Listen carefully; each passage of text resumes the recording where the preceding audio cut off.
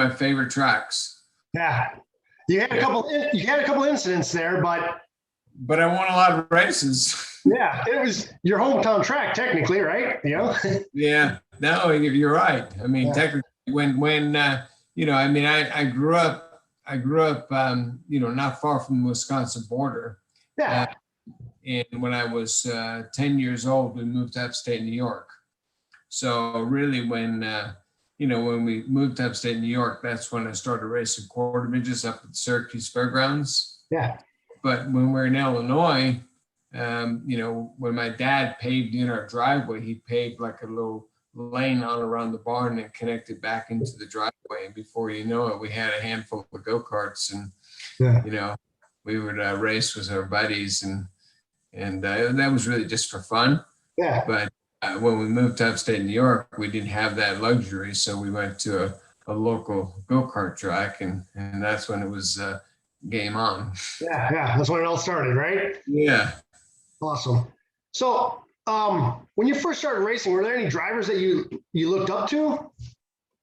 When we lived in Illinois, we would go to a handful of IndyCar races. During the year, we would go to the Indy 500. We go to Milwaukee twice a year. We go to Michigan 500. My dad knew several of the people that were involved in the sport, of Indy cars. So we would go just as kind of a fan, spectators, friends, it's kind of, that's what got us going on the karting side of things. Yeah. And a lot of families, they tend towards little league and baseball and soccer and so on. We kind of lent towards go-karting and motorcycle riding, things like that. And it just grew into something that was a family hobby that grew into a profession. So yeah. So your father was into it too. You kind of got passion from him. For the most part, yeah. My dad, he was a generation older, so he was retired. When I, he had just retired when I was really kind of getting more involved into racing. So I was fortunate in that respect to where he could dedicate a lot of time and prepping the cars and loading them up in trailers and picking me up at school and driving to the racetrack and spend a lot of time with me and just racing. Right. We never knew at that point that it was going to grow into a profession for me. But as they say, you got to be in the right place at the right time, and it's a lot of connections on who as well would put you in certain situations. Right. And I had raced quarter midgets in upstate New York. I raced Formula Fords. Went through the Bordeaux school in the Poconos. Did a 3/4 of a season with the SCCA in America until they found out that I was not 16 years or 18. So I went to Canada where you had to be 16 years old and raced Formula Ford for a couple of seasons and won a championship or two. And then we went Super V racing. And when I went Super V racing, I was racing against Michael Andretti and Alan Jr. and the likes and so on like that. And I was just 18 years old at that time, becoming 19. Yeah. And that's when a friend of my father's that he had gotten to know, Bill Smith, was the owner of McLaren Detroit. So he had a connection with McLaren in Europe, and that connection there took me to Britain to race the British Formula 3 series. Wow. So that's insane. It's kind of like they say, you never really know what path you're going to go down. If you look at a road map, you take a route and you just hope that route flourishes for you, and it connects to something else that connects to something else. So right. So when you were in Formula 3, you finished third in 1983 in the championship with Senna and Martin Brundle. That earns you, from what I understand, a spot to test the Brabham BT52, right? What was that experience like? It was an eye opener. No, I mean here I was just 19 years old. I was fresh out of high school, living in England. Racing with Ayrton Senna, Martin Brundle, Calvin Fish, Alan Berg, Merrill Hayden, Gerhard Berger, Ivan Capelli. The list goes on. I mean, it was extremely competitive. And we had a race at the Silverstone Formula One race. We were kind of a support race for that for the F1 race, and I'd met Bernie Ecclestone, and Bernie Ecclestone had been talking to an American sponsor called Del Monte Food, and so how racing kind of works out is it's kind of like who's all part of the team and team players and so on. And Bernie Ecclestone asked if I would mind test the Brabham shortly after that, the F1 race at Silverstone, which we kindly accepted. Yeah, I'd be happy to test it. But it was all in part of trying to say to Del Monte Foods that they had a young American driver that they were testing, and it was all part of that. So that's how that came about. Okay. And then later on in the year, Brabham also tested Senna and tested Roberto Guerrero and a few other drivers and so on. But just to back up a little bit, I realized that when I tested the Formula One car at Brands Hatch, that I needed another season to a Formula 3 under my belt. I mean, it was a big step. Yeah, I mean, those were powerful cars back then with not much for assistance, not like the cars nowadays, right?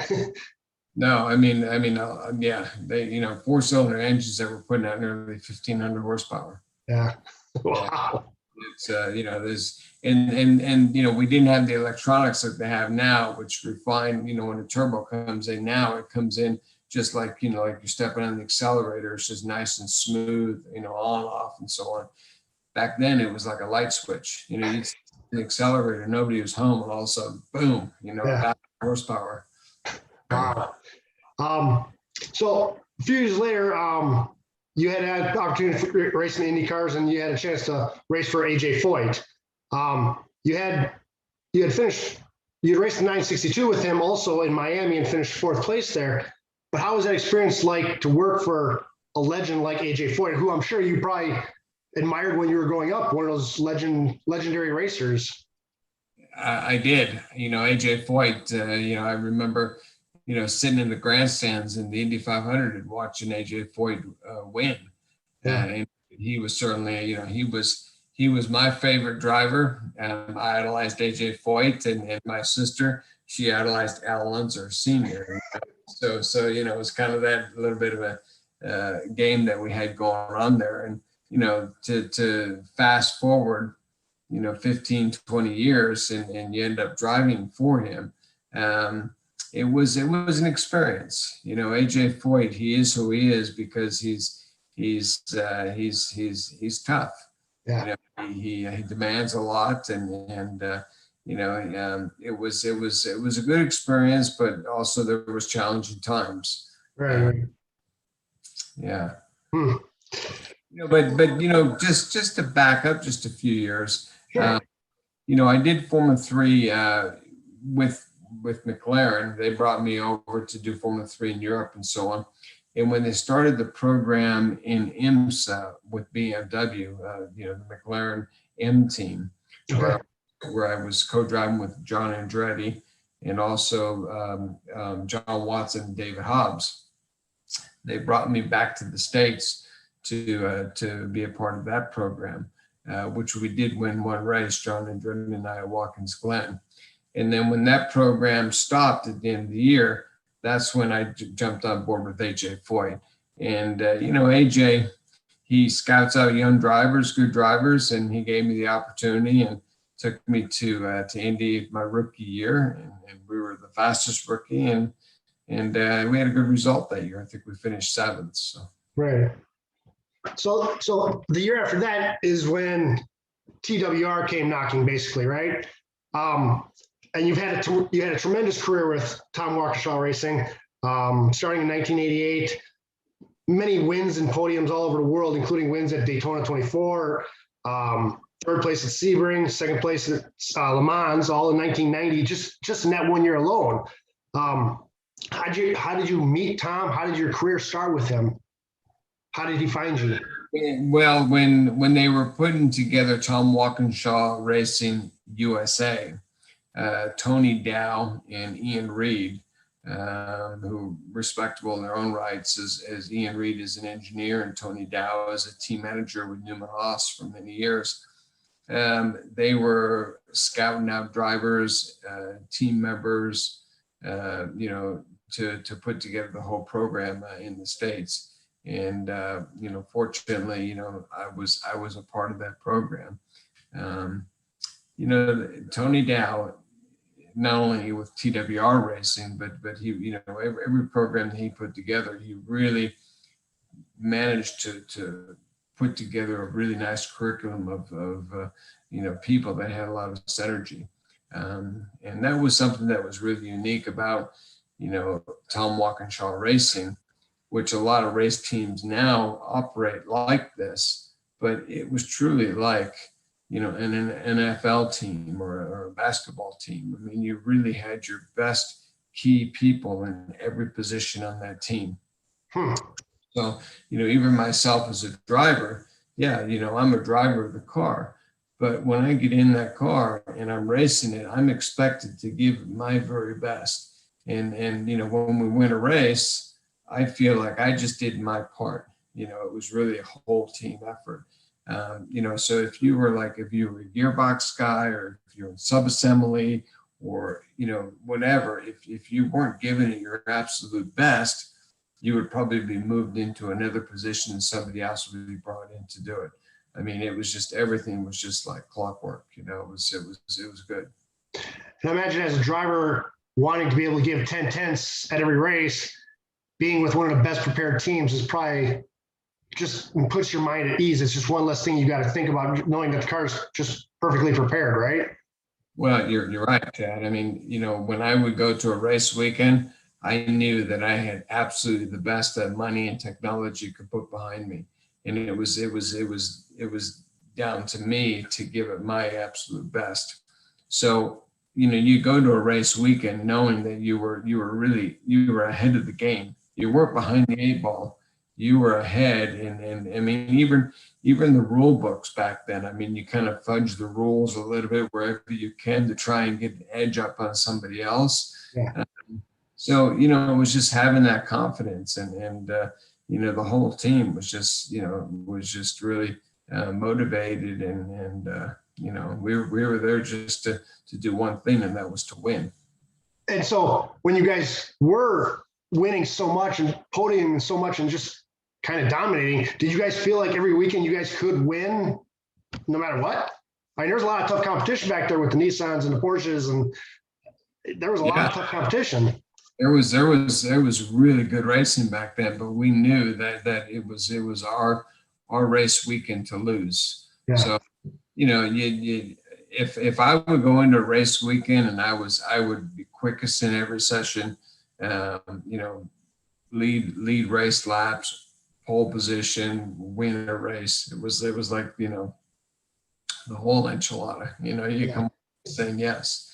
I mean, you would look at the, the grid sheets, or, you'd have a practice session or qualifying session. You'd be looking at everybody else's times. You need really just be following the first 4 or 5 top 5 guys to see where they were at, time-wise, because those are the guys that you're really concerned about.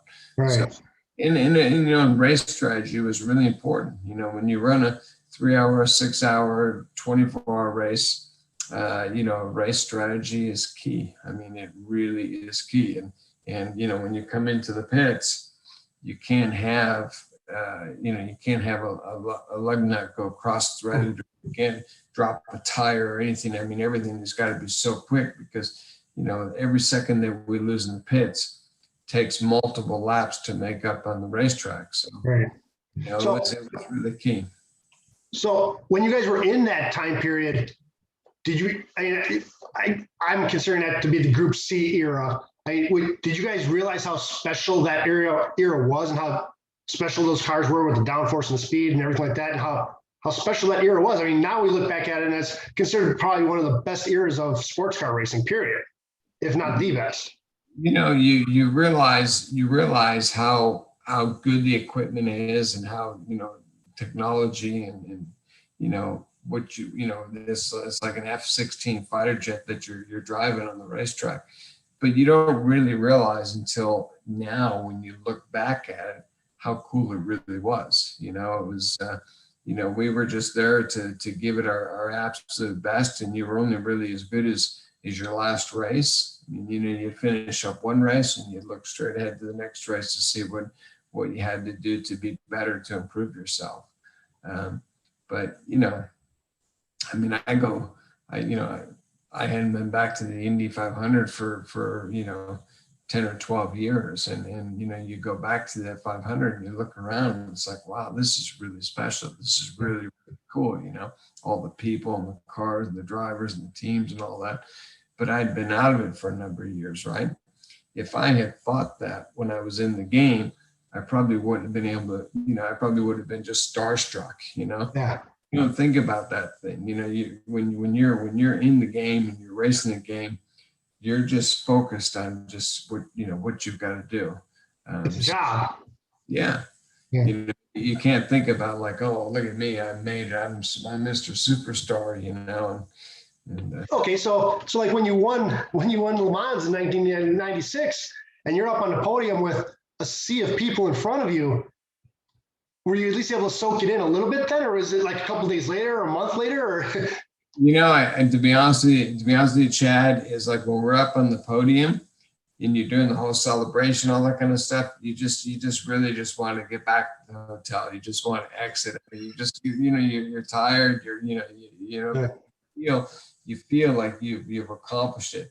And it's not really until a couple of days later when it really starts sinking in, like, oh my mackerel, can you believe I just won this race? I won the race, When you get a little bit of sleep, right? Sleep and some food. I remember I was in Paris. I was at the Hotel Intercontinental the next morning after we won the 24 Hours of Le Mans. And Henry Prescatelli was in the restaurant where, I sat at a table next to him. And he was just saying, do you believe, can you believe that you just won the race? And it's like, do you know how much money, y'all won, all that kind of stuff? And it's like, I really had no idea. I mean, I did my deal with the team. I know how much money I got paid to do the race and the percentage of the purse. But I had no idea how much, how big the money and all that stuff, because you just don't think about that. I mean, it's, right. You're just there doing your job. So sorry, I jumped ahead a little bit there. So a couple of weeks before that, you were in the Indy 500. Some things happened. You ended up finishing second. Did the win at Le Mans help ease that pain of that second place? I mean, obviously second place is spectacular, but it did. It's I think it's there's a lot of stories that go into it. Like the Indy 500. I look back at that, and that's one of those, that year in 1996. It's a shoulda, woulda, coulda won it. Yeah. I feel that race was my race to lose, and at the end we got beat. But there were some things that went on during the race. One was Andy Evans, who was the owner of Alexander Sampedri's car, that actually was leading the race at the time. And then there's Alicio Salazar, he was the owner of his car as well. He actually, when I went by him on the front straightaway, he tried blocking me, and I got on the side of him, and he kind of pushed me into the pit wall a little bit, and I had to back off to go into turn one, not knowing if the car was going to turn or go in the straight or whatever. And that allowed Alexander Sampedri to get by me for the lead. And it took me several laps to get by Alexander St. but it allowed Bay Lazier to close in on me, and then it went yellow. Right. And it was one of those things, like a radio communication, that with Alicia Salazar kind of pushing me up against the wall. So when we went to Le Mans in the Ferrari, one of the drivers of the Ferrari was Andy Evans, who owned those, and he kind of sat up out of the car real nice and tall. He had a big green helmet, because he was a tall gentleman. And we were just maybe an hour and a bit into the start of Le Mans, and I was leading. And I know they televised the first 3 or 4 hours. And when I came up on the back straightaway, on the Mulsanne straightaway, I came up behind Andy Evans. And you're clicking along 215, 220 mile an hour. And I got alongside Andy Evans, and I so badly just wanted to squeeze him off into the grass. Just who knows what that feels like, with me, owner or driver or whatever, right? But I didn't do it because I knew if I did do that, they'd see it on television, I'd probably be penalized and so on. But anyways, I think that was a little bit more of kind of a satisfaction of winning the race over, just, letting Andy Evans know that messing around.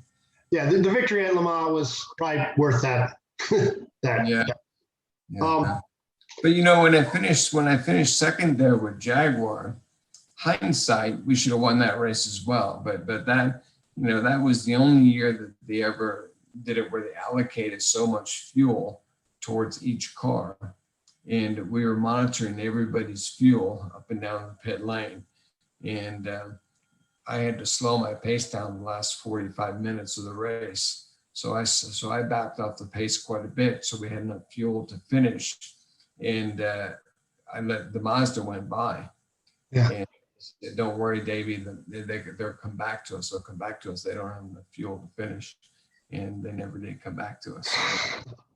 That's unfortunate. So when you're at the track nowadays, when you're not at the track nowadays, is there anything special you drive around? I mean, is there special cars in your garage? There's, people say, what's your daily driver? My daily driver is a Toyota Tundra. It's a truck. I mean, it's just used every day. But, I've had lots of sports cars through the years, and, I'm more of a motorcycle guy. Okay.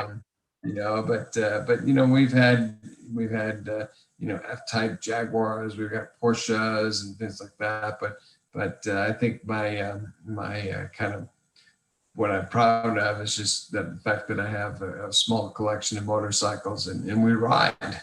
A lot of people say, oh, Davey, let's go out to the racetrack and let's just do this race just for fun and all that kind of stuff. And it's like, I'd rather just go dirt bike riding or go skiing or something. You put plenty of hours in a racetrack. You don't really want to do that in your free time, right? Right. No, exactly. But I do have to say that I'm pretty lucky in some regard is that I get to drive some cool cars. I do a lot with Jaguar Land Rover.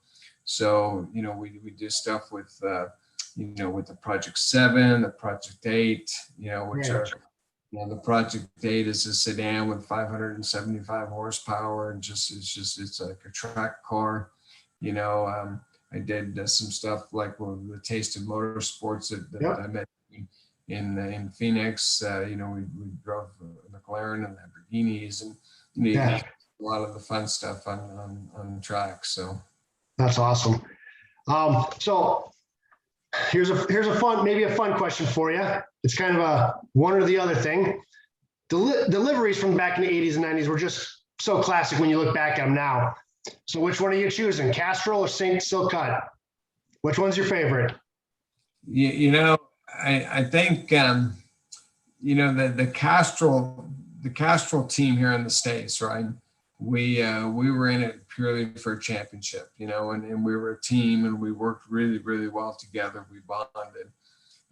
When we went over and raced as under the Silk Cut brand, it was kind of like we were the American guys that were over there racing, But I enjoy racing in Europe. I had a great time. It's something about going, to another country in racing, where you don't know anybody around you. There's no distractions.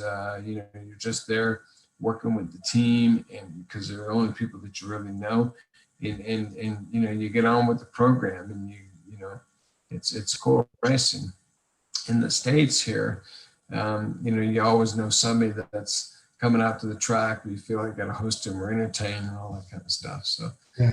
There's always a little bit more distractions when you race stateside. Right. So what's the most difficult track you feel you've ever raced on, and why? A lot of people say, what's your favorite track? And I always say, well, my favorite track or my favorite car is one that I've always won at or won in, won with. A difficult track, I would say a really technical track would probably be Sonoma, Sears Point, Sims Raceway. That's always been a really challenging track, I think, for me, just because it's really technical and a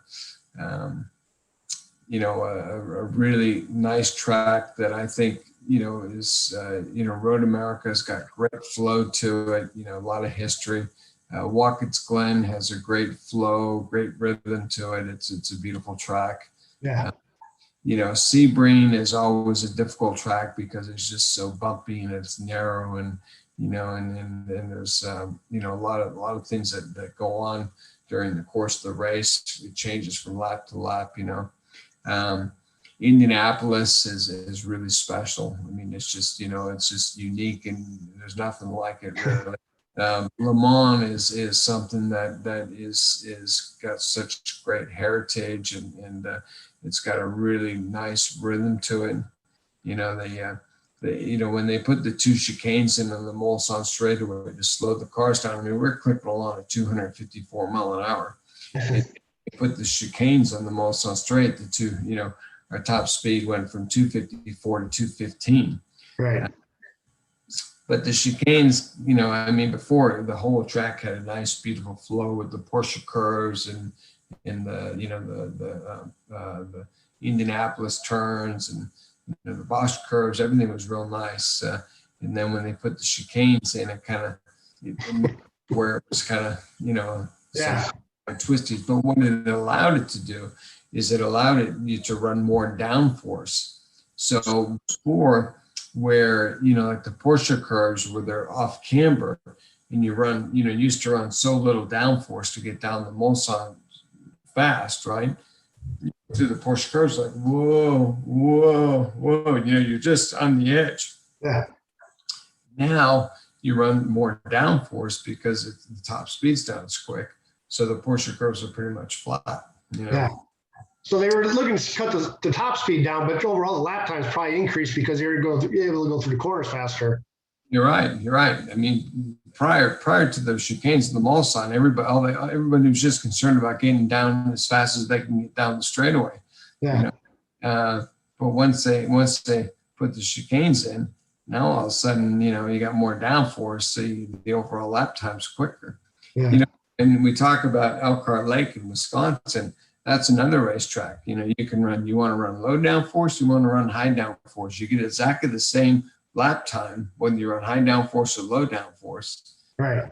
Depends, do you want to go down there straightaways quick, or do you want to go through the corners fast, Right. Right.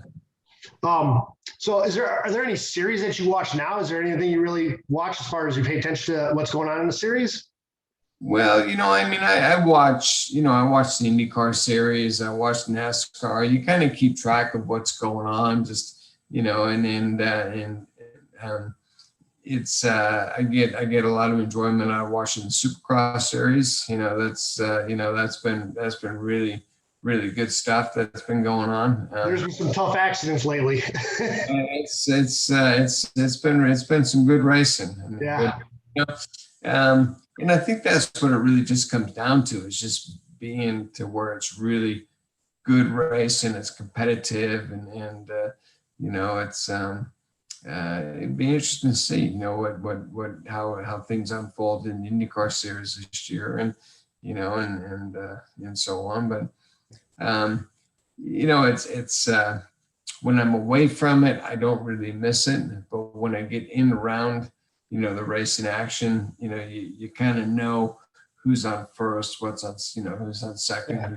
who's third. You know everything that's going on within the organizations, that you just feel like you could just jump in and be a part of it. You know? You know, I'd seen that you've done the V-Rock series for the last couple of years and stuff. Are you going to continue to do that? Well, I hope so. You know, we didn't have it this last year.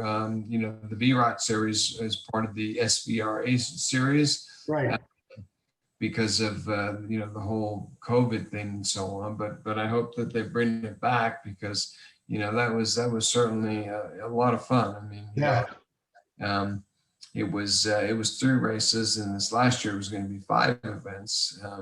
But you know, here you have, you know, it's the early model Trans Am cars from, I think, from about 65 to about 75. You know, so you got Camaros and you know, Mustangs and Mustangs and Corvettes and so on. But you know, you have the amateur, which is typically the owner of the car. They'll start the race, and then the pro driver will get in, you know, about 20 minutes after the start, will get in and then finish the race off. But you know, I got to tell you that not only are the cars an absolute hoot to drive, I mean, just old school, just slide around and try to put tires so on. But the amateur drivers, typically the owners, they're no slouches. I mean, they're fast. Yeah.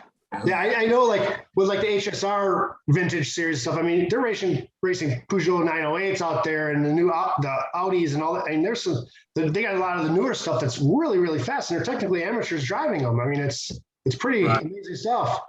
Yeah. No, it's but you know, that's it's all good. It's all good. Yeah. Well, Davey, I appreciate you taking the time to talk with me today. I'm truly thankful to have watched you race through the years and meet you and have some words with you. I appreciate it very much.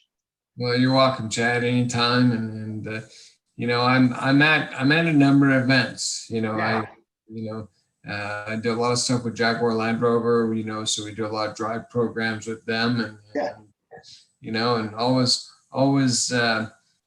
happy and delighted to take somebody for a ride around the track, and you know, it's good fun when you have somebody that, you know, they drive a car around, and you know, you're kind of coaching them, you know, like, okay, brake a little firmer, turn in, give us some throttle, and then they're, you know, they're really driving well, right? Yeah. And, okay, well, let me take you around for a lap. It all sounds like, holy mackerel. It's like, you know, you go that far into a corner before you hit the brakes? No, yeah. So I didn't know my car could do this. Sounds good. Well, again, thank you very much, Davey. Thank you. I appreciate it so much. You're welcome. Anytime. We'll see you around. Y'all have fun. All right. Bye. Bye.